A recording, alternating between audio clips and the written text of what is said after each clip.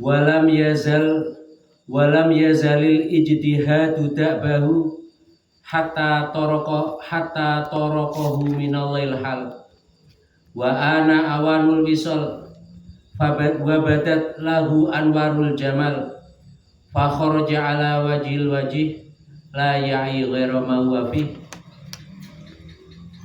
walam yazal lan ora lebar-lebar sapa Kanjeng Syekh apa al ijtihadu nemen-nemeni berjuang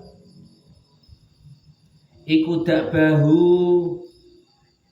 dadi kebiasaane lan tingkahe Kanjeng Syekh Abdul Qadir Al-Jilani radhiyallahu anhu.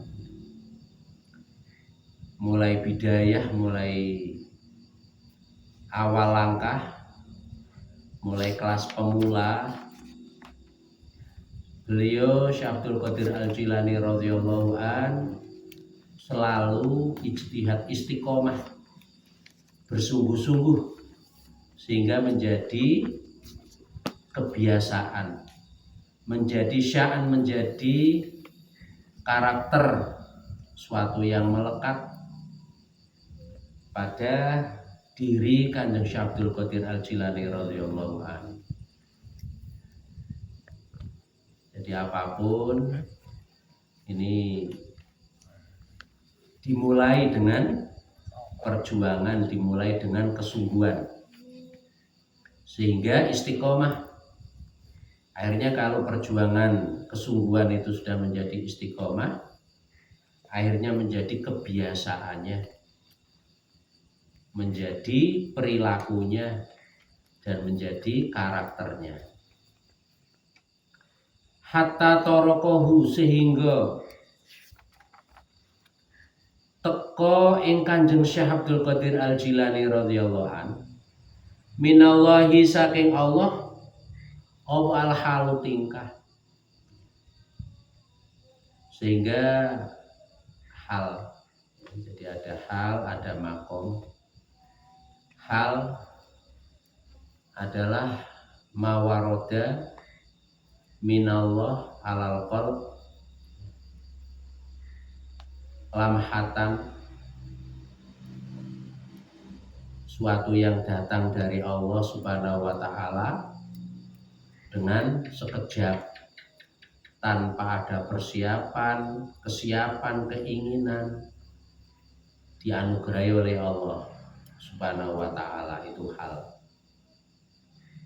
Setelah hal diistiqomai dengan mujahadah, dengan ijtihad, dengan anugerahnya Allah Subhanahu wa ta'ala, akhirnya didudukkan di suatu makom. Makom, kedudukan perilaku batin seorang yang sudah tamkin, sudah stabil. Makom ridho, makom mahabbah, dan seterusnya, ini adalah sudah stabil. Semuanya baik hal maupun makom adalah merupakan anugerah dari Allah Subhanahu wa ta'ala. Wa ana lan wus mongso, wus manjing, wus parek apa awanul wisoli, mongsone wisol, hatinya, rohaniahnya selalu mengingat, selalu bersimpuh, selalu nyambung dengan Allah Subhanahu wa ta'ala. Ada suatu riwayat, kun ma'allah wa ilam takun ma'allah fakun ma'aman ma'allah. Bersamalah dengan Allah, wisol, hatinya selalu bersama dengan Allah Subhanahu wa ta'ala. Ihsan, jadi makom ihsan, anta budallah ka'anna kataro fa'ilam takun tarohu fa'inahu yaroka, dawe Kanjeng Nabi. Dalam beribadah ka'anna kataro, seakan-akan melihat Allah Subhanahu wa ta'ala. Artinya apa? merasakan, menemukan keagungan, kebesaran, kesempurnaan, keindahan Allah yang maha agung, maha besar, maha indah, maha sempurna. Makanya dalam Muntakhabat Hadratus Syekh radhiyallahu an, seorang wali itu adalah kain bain. Kainun zahiriannya bersama dengan kita, zahiriannya bersama dengan alam semesta ini. Bainun tapi coro rohanianya nggak bersama dengan kita, bersama dengan Allah Subhanahu wa taala. Kanjeng Syekh radhiyallahu an ya, yang didasari dengan perjuangan mujahadah, akhirnya dianugerahi oleh Allah Subhanahu wa taala maqam ihsan yang sempurna. Wa badat lan pertelo lahu kadwe Kanjeng Syekh Abdul Qadir Al-Jilani radhiyallahu an apa anwarul jamali, piro-piro cahayane keindahane Allah. Sifat Syekh Sayyiduna Syekh Najmuddin Al-Kubra radhiyallahu an dalam kitab At-Takwil An-Najmiyah, beliau memiliki kitab namanya At-Takwil An-Najmiyah, jadi tentang tafsir isyari, membagi asmanya Allah, sifatnya Allah menjadi dua, satu jalal, satu jamal, keindahan. Lah orang yang dipenuhi dengan cahaya Allah keindahan, maka akan mempengaruhi terhadap sifat-sifatnya, penuh dengan Rahman Rahimnya Allah Subhanahu wa ta'ala. Ini ada kaitannya dengan sifat ataupun nafsu kamilah. Nafsu tingkat yang ketujuh itu nafsu kamilah, jiwanya seseorang yang didominasi oleh sifat Rahman Rahimnya Allah. Nah, nafsu kamilah ini nafsunya para mursyid.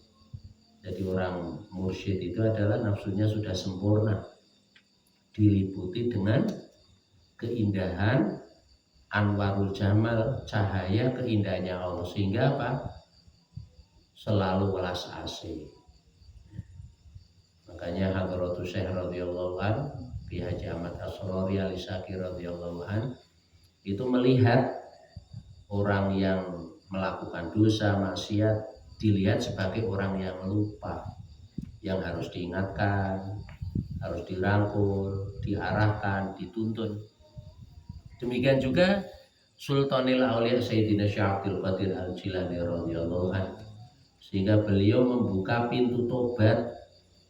Yang masuk ke lewat pintu tobatnya Kanjeng Syekh Abdul Qadir Al-Jilani radhiyallahu an itu adalah ratusan ribu jutaan ya, pada masa hidupnya, dan berkelanjutan sampai sekarang diteruskan oleh para pewaris-pewarisnya Kanjeng Syekh Abdul Qadir Al-Jilani radhiyallahu an, yang semuanya adalah pewaris Rasulullah Shallallahu Alaihi Wasallam.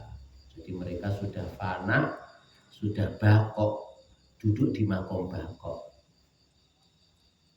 Ya, kalau jalal, orang kok didominasi oleh sifat jalal, ya wali kekasihnya Allah, tapi kereng. Ya, jadi melihat sangat cemburu sekali dengan Allah Subhanahu wa taala.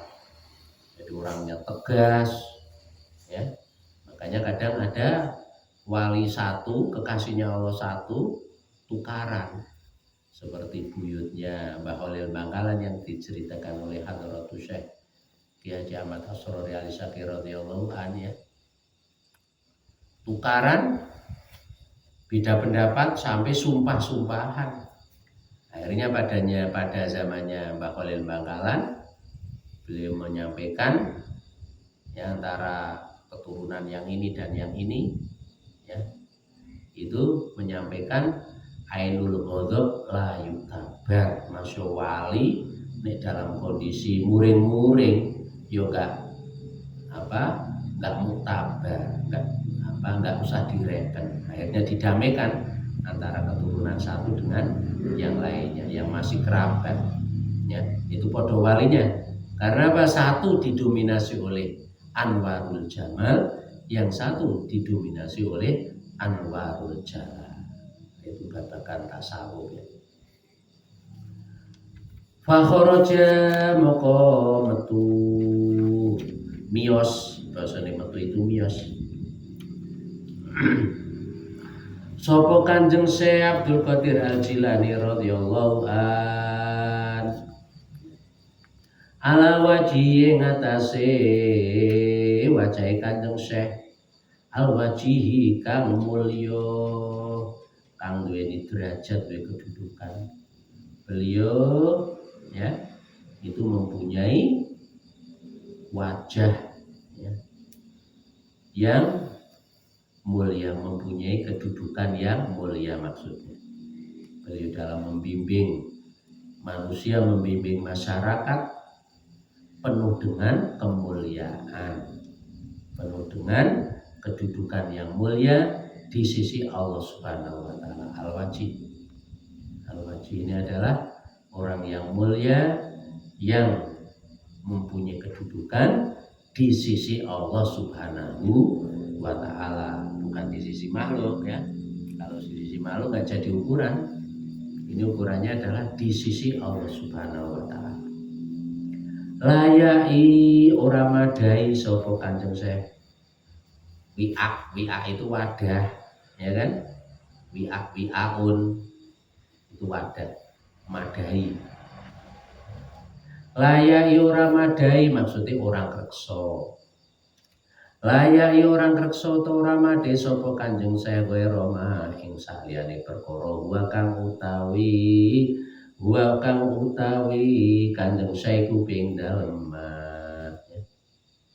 Jadi kondisi apapun itu selalu dijadikan sebagai kendaraan untuk berangkat, untuk bersimpuh, untuk semakin takarub di sisi Allah Subhanahu wa taala. Ya. Itu orang yang sudah diduduk di makom ridho. Makanya itu nanti dalam bab berikutnya contoh umpama Sayyidina Sayyidina Abu Bakar radhiyallahu an sakit parah, dipanggilkan dokter oleh keluarganya. At-Tabib Amrodhoni, dokter itu yang bikin saya sakit. Maksudnya Allah lah maksudnya itu. Allah lah yang maha menyembuhkan. Allah lah yang maha memberi penyakit. Sehingga penyakit Allah, dan Allah itu yang maha menyembuhkan. Nah ini makomnya sudah makom makom taslim wa tafwid ya, wa ridho. Makomnya makom tajri, orang-orang semacam itu. Nah bagi kita orang-orang yang makom duduk di makom asbab, sababiyah, ya harus melakukan usaha-usaha semampu kita dengan tetap selalu bersandar hatinya, pikirannya pada limpahan rahmatnya Allah Subhanahu wa taala. Wa yatadhaharu bitaqarrus wallahu a'lam bishawab wa ilail marji'u wal